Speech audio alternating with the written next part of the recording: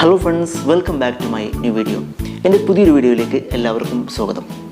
ഇന്നത്തെ വീഡിയോയിൽ നമ്മൾ ഡിസ്കസ് ചെയ്യാൻ പോകുന്നത്, നമ്മൾ തമ്പനയിൽ കണ്ടതുപോലെ തന്നെ നമുക്ക് എല്ലാ ആളുകൾക്കും ഇംഗ്ലീഷ് പഠിക്കാൻ വളരെ ഇഷ്ടമാണ് അല്ലേ. നമ്മൾ വളരെയധികം പഠിക്കാൻ ആഗ്രഹിക്കുന്നുണ്ട്. എങ്ങനെയെങ്കിലും ഇംഗ്ലീഷിലൊന്ന് പഠിച്ചാൽ കൊള്ളാം എന്ന് താല്പര്യപ്പെടുന്നവരാണ് അല്ലേ.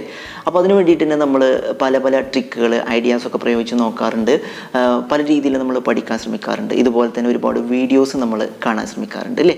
എന്നാൽ ഇതിലൊക്കെ നമ്മളൊരു പരിധി വരെ വിജയിച്ചിട്ടുണ്ടാവും. എന്നാൽ പല ആളുകൾക്കും ആ ഒരു ശ്രമം വിഫലമായിട്ട് ഒന്നും നടക്കാതെ ഇപ്പോഴും ആ ഒരു സ്വപ്നം ബാക്കിയായിട്ട് ഇങ്ങനെ ഇരിക്കുന്നുണ്ടാവും അല്ലേ. അത്തരത്തിലുള്ള ആളുകൾക്ക് വേണ്ടിയിട്ടാണ് ഞാൻ ഈ വീഡിയോ ചെയ്യുന്നത്. അപ്പോൾ തുടക്കത്തിൽ തന്നെ പറയട്ടെ, ഇതൊരു അഡ്വാൻസ്ഡ് ലെവലായിട്ടുള്ള അല്ലെങ്കിൽ ഒരു കുറച്ച് പഠിച്ചിട്ടുള്ള ആളുകൾക്ക് വേണ്ടിയിട്ടുള്ളൊരു വീഡിയോ അല്ല ഞാൻ ചെയ്യാൻ പോകുന്നത്. ബേസിക് ലെവൽ ഇംഗ്ലീഷ് പഠിക്കാൻ ആഗ്രഹിക്കുന്ന ആളുകൾ, അതായത് നമ്മൾ ഒന്ന് ആഗ്രഹിക്കുന്ന കാര്യങ്ങൾ ഇംഗ്ലീഷിലൊന്ന് എഴുതിയാൽ കൊള്ളാം, ചെറുതായ രീതിയിലാണെങ്കിലും ഒന്ന് സംസാരിച്ചാൽ കൊള്ളാം, ഇങ്ങനെ ആഗ്രഹിച്ചിട്ട് നടക്കുന്ന ആളുകൾക്ക് വേണ്ടിയിട്ടാണ് ഞാൻ ഈ വീഡിയോ തയ്യാറാക്കുന്നത്. ഓക്കെ, അത്തരത്തിലുള്ള ആളുകൾക്ക് വേണ്ടിയിട്ടുള്ള ഒരു ട്രിക്കാണ് ഞാൻ ഇന്ന് ഈ വീഡിയോയിൽ പരിചയപ്പെടുത്താൻ പോകുന്നത്. ഓക്കെ, അപ്പോൾ നമുക്ക് ട്രിക്കിലേക്ക് പോകുന്നതിന് മുമ്പായി ഒരു ചെറിയ കാര്യം പറയട്ടെ. ഈ വീഡിയോ ഇപ്പോൾ തന്നെ നിങ്ങൾ ലൈക്ക് ചെയ്യുക. കുറച്ച് കഴിഞ്ഞാൽ ചിലപ്പോൾ നിങ്ങൾ മറന്നു പോകും. ഓക്കെ, ഇതുവരെ എൻ്റെ ചാനൽ സബ്സ്ക്രൈബ് ചെയ്യാത്തവരാണെങ്കിൽ സബ്സ്ക്രൈബ് ചെയ്യുക കൂടി ചെയ്യാം. അപ്പോൾ നമുക്ക് എന്ത് ചെയ്യാം, വീഡിയോയിലേക്ക് പോവാം.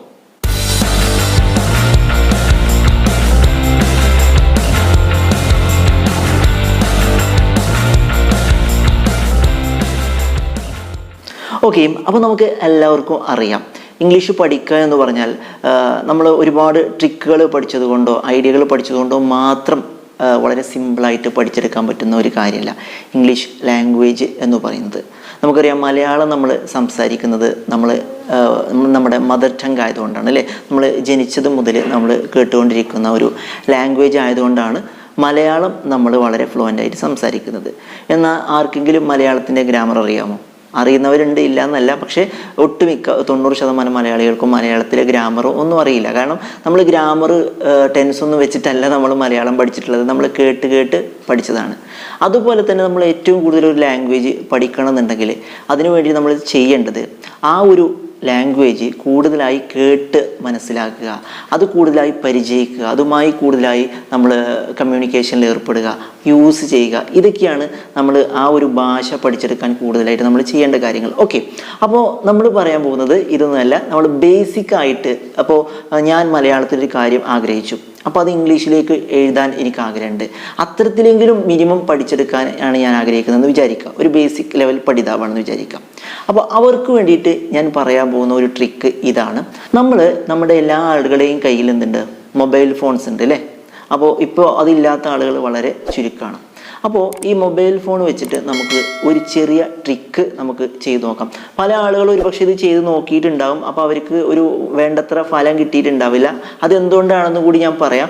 അവർ ആ ഒരു കൃത്യമായ രീതിയിൽ, അല്ലെങ്കിൽ ഞാൻ ഈ വീഡിയോയിൽ പറയുന്നത് പോലെയാണോ അവർ ചെയ്ത് നോക്കിയിട്ടുള്ളത് എന്നുകൂടി ഒന്ന് നിങ്ങൾ ട്രൈ ചെയ്ത് നോക്കണം. ഓക്കെ, അപ്പോൾ ഞാൻ പറഞ്ഞു, നമ്മുടെ മൊബൈൽ ഫോൺ, ഇതിൽ നമ്മൾ സാധാരണയായി ഉപയോഗിക്കുന്ന ഒരു സംഭവമുണ്ട്. നമ്മളെല്ലാവരും അല്ല, എന്നാലും ഒരുവിധ ആളുകളൊക്കെ ഇപ്പോൾ ഉപയോഗിക്കുന്ന ഒരു സംഭവമാണ് ഗൂഗിൾ ട്രാൻസ്ലേറ്റർ.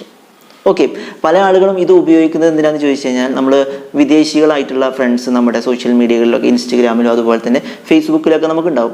അവരുമായിട്ട് വ്യത്യസ്തമായ ഭാഷകൾ സംസാരിക്കുന്ന ആളുകളായിരിക്കും. അവരോടൊക്കെ ചാറ്റ് ചെയ്യാനും ഒരു ബന്ധം സ്ഥാപിക്കാനും ഒക്കെ ആയിരിക്കും കൂടുതൽ ആളുകളും ഉപയോഗിക്കുന്നത്. എന്നാൽ പ്രൊഫഷണൽസ് ഉപയോഗിക്കുന്നത് അവരുടെ ലാംഗ്വേജ് ഇമ്പ്രൂവ് ചെയ്യാനും അവരുടെ റൈറ്റിങ്സിൽ കറക്ഷൻസ് ഒക്കെ പരിശോധിക്കാനൊക്കെ വേണ്ടിയിട്ട്. പിന്നെ പല ആളുകളും ട്രാവൽ ചെയ്യുന്ന സമയത്തൊക്കെ യൂസ്ഫുൾ ആവുന്ന ഒരു സംഭവം കൂടിയാണ് നമ്മുടെ ഗൂഗിൾ ട്രാൻസ്ലേറ്റർ. അത് അറിയാത്തവരായിട്ട് അധികമാരും ഉണ്ടാവില്ല എന്നാണ് ഞാൻ വിശ്വസിക്കുന്നത്. യെസ്, ഈ കാണുന്നതാണ് നമ്മുടെ ഗൂഗിൾ ട്രാൻസ്ലേറ്ററിൻ്റെ ഐക്കൺ. മൊബൈലിൽ നമ്മൾ പ്ലേ സ്റ്റോറിൽ പോയി കഴിഞ്ഞാൽ ഈ ഒരു ആപ്പ് നമുക്ക് ഡൗൺലോഡ് ചെയ്ത് ഉപയോഗിക്കാൻ പറ്റുന്നതാണ്. ഇനി ഓക്കെ, ഇതൊക്കെ നമുക്ക് അറിയാവുന്ന കാര്യം തന്നെയായിരിക്കും. എങ്ങനെയാണ് ഒരു ഇംഗ്ലീഷ് പഠിക്കുന്ന ആൾക്ക് ഈ ഒരു ആപ്പ്, ഈ ഒരു ഗൂഗിൾ ട്രാൻസ്ലേറ്റർ നമ്മൾ ഉപയോഗിക്കുന്നത് എന്നാണ്, അവരെങ്ങനെയാണ് ഈ ഒരു ആപ്പ് ഉപയോഗിക്കേണ്ടത് എന്നതിനെക്കുറിച്ചാണ് നമ്മൾ പറയാൻ പോകുന്നത്. യെസ്, ഓക്കെ, നമുക്കറിയാം ഈ ഗൂഗിൾ ട്രാൻസ്ലേറ്ററിൻ്റെ ഒരു ഫങ്ഷൻ എന്ന് പറഞ്ഞാൽ എന്താണ്? നമ്മൾ ഒരു ഭാഷയിലുള്ള ഒരു വാചകം അല്ലെങ്കിൽ ഒരു പാരഗ്രാഫ് എന്തോ ആവാം, നമ്മളത് ടൈപ്പ് ചെയ്ത് കൊടുത്തു കഴിഞ്ഞാൽ നമ്മൾ മറ്റൊരു ഭാഷ ഇപ്പുറത്ത് റൈറ്റ് സൈഡിൽ നമ്മൾ അത് ട്രാൻസ്ലേറ്റ് ചെയ്തു വരേണ്ട ഒരു ഭാഷ സെലക്ട് ചെയ്യുകയാണ് ചെയ്യുന്നത്. അത് സെലക്ട് ചെയ്ത് കഴിഞ്ഞാൽ നമ്മളിവിടെ ടൈപ്പ് ചെയ്ത് കൊടുത്തിരിക്കുന്ന ഈ കാര്യം മറ്റൊരു ഭാഷയിലേക്ക് അത് തർജ്ജമ ചെയ്ത് ട്രാൻസ്ലേറ്റ് ചെയ്ത് വരികയാണ് ചെയ്യുന്നത്.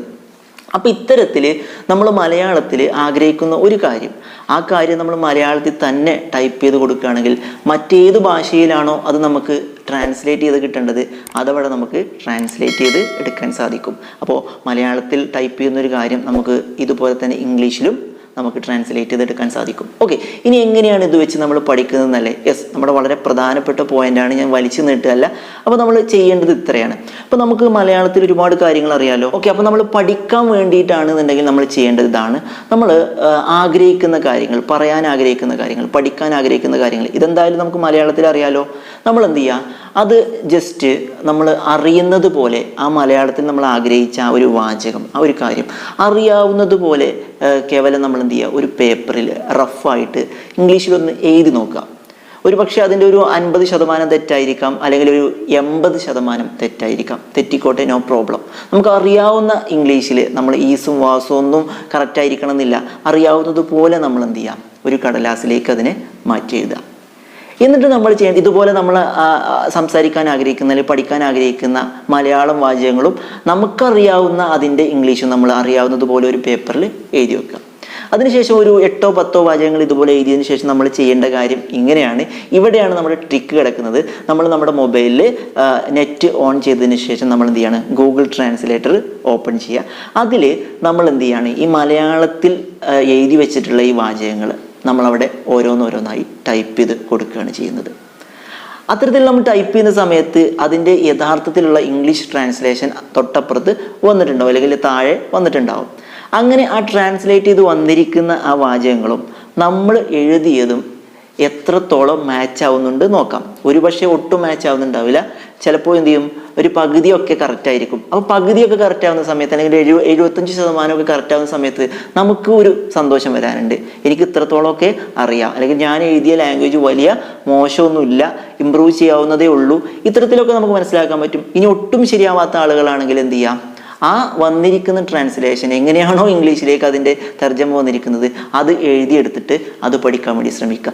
ഇത്തരത്തിൽ നമ്മൾ മലയാളത്തിൽ ആഗ്രഹിക്കുന്ന ഓരോരോ സെൻറ്റൻസുകളും നമുക്ക് അറിയാത്ത, നമുക്ക് ഡൗട്ടുകളുള്ള സെൻറ്റൻസുകൾ നമ്മൾ ഇതുപോലെ പേപ്പറുകളിൽ എഴുതി നോക്കുക. നമുക്കറിയാവുന്നതുപോലെ അതിൻ്റെ ഇംഗ്ലീഷും നമ്മൾ എന്ത് ചെയ്യുക, എഴുതി നോക്കുക. എന്നിട്ട് ഇതുപോലെ തന്നെ ഗൂഗിൾ ട്രാൻസ്ലേറ്റർ ഓപ്പൺ ചെയ്യുക, ടൈപ്പ് ചെയ്ത് നോക്കുക. എങ്ങനെയാണോ അതിൻ്റെ ഇംഗ്ലീഷ് വന്നിട്ടുള്ളത് എന്നുകൂടി നമ്മൾ നോക്കുക. നോക്കിയിട്ട് അത് കറക്റ്റ് ചെയ്യുക.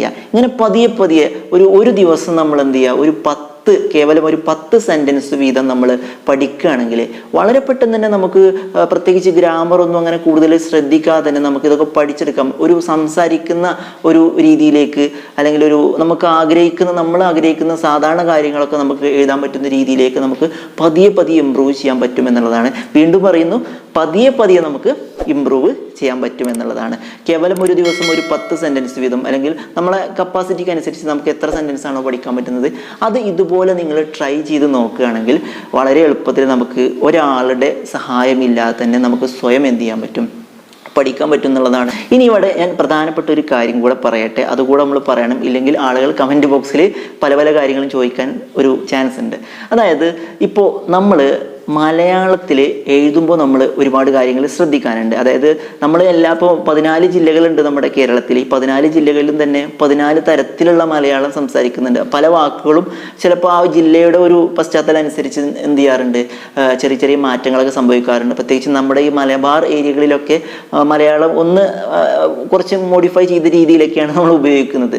എന്നാലും കുഴപ്പമില്ല. പക്ഷേ നമ്മൾ ടൈപ്പ് ചെയ്യുന്ന സമയത്ത്, ഗൂഗിൾ ട്രാൻസ്ലേറ്ററിൽ നമ്മൾ ടൈപ്പ് ചെയ്യുന്ന സമയത്ത് കൃത്യമായ രീതിയിലുള്ള മലയാളം തന്നെ നമ്മൾ ടൈപ്പ് ചെയ്യാൻ വേണ്ടിയിട്ട് ശ്രമിക്കുക. എന്നാൽ മാത്രമാണ് അതിൻ്റെ യഥാർത്ഥത്തിലുള്ള ഇംഗ്ലീഷ് നമുക്ക് ലഭിക്കുക. അല്ലാതെ നമ്മുടെ സംസാര ഭാഷയാണ് നമ്മൾ അവിടെ ടൈപ്പ് ചെയ്ത് കൊടുക്കുന്നതെന്നുണ്ടെങ്കിൽ ഒരു പക്ഷേ അത് കൃത്യമായ രീതിയിലുള്ള ഒരു ട്രാൻസ്ലേഷൻ ആവാൻ ചാൻസ് ഇല്ല. അപ്പോൾ അത്തരത്തിൽ എന്തെങ്കിലും റോങ് ആയ രീതിയിലുള്ള ട്രാൻസ്ലേഷനാണ് നിങ്ങൾക്ക് കിട്ടുന്നതെങ്കിൽ ദയവ് ചെയ്ത് തന്നെ നിങ്ങൾ കുറ്റം പറയരുത്. അപ്പോൾ ആദ്യം നിങ്ങൾ എന്ത് ചെയ്യണം, കൃത്യമായ രീതിയിലുള്ള മലയാളം തന്നെ അവിടെ ടൈപ്പ് ചെയ്യാൻ വേണ്ടിയിട്ട് ശ്രമിക്കുക. അപ്പോൾ ഓക്കെ ഫ്രണ്ട്സ്, ഈ ട്രിക്ക് നിങ്ങളെല്ലാവരും തന്നെ പരീക്ഷിച്ച് നോക്കുക. ഇതുവരെ പരീക്ഷിച്ചിട്ട് വിജയിക്കാത്ത ആളുകളാണെങ്കിൽ ഞാൻ ഈ പറഞ്ഞതുപോലെയാണോ നിങ്ങൾ ചെയ്തിട്ടുള്ളത് എന്നുകൂടി നോക്കുക.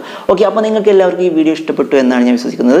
ഇഷ്ടപ്പെട്ടെങ്കിൽ തീർച്ചയായും നിങ്ങൾ എൻ്റെ ചാനൽ ലൈക്ക് ചെയ്യുക, നേരത്തെ ഞാൻ പറഞ്ഞതായിരുന്നു. കൂടാതെ ഇതുവരെ എൻ്റെ ചാനൽ സബ്സ്ക്രൈബ് ചെയ്യാത്തവരാണെങ്കിൽ സബ്സ്ക്രൈബ് ചെയ്യുകയും ചെയ്യുക. പിന്നെ നിങ്ങളുടെ വിലയേറിയ കമൻറ്റുകളും നിർദ്ദേശങ്ങളൊക്കെ കമൻറ്റ് ബോക്സിൽ രേഖപ്പെടുത്താനും മറക്കരുത്. മറ്റൊരു വീഡിയോയിൽ നമുക്ക് വീണ്ടും കാണാം.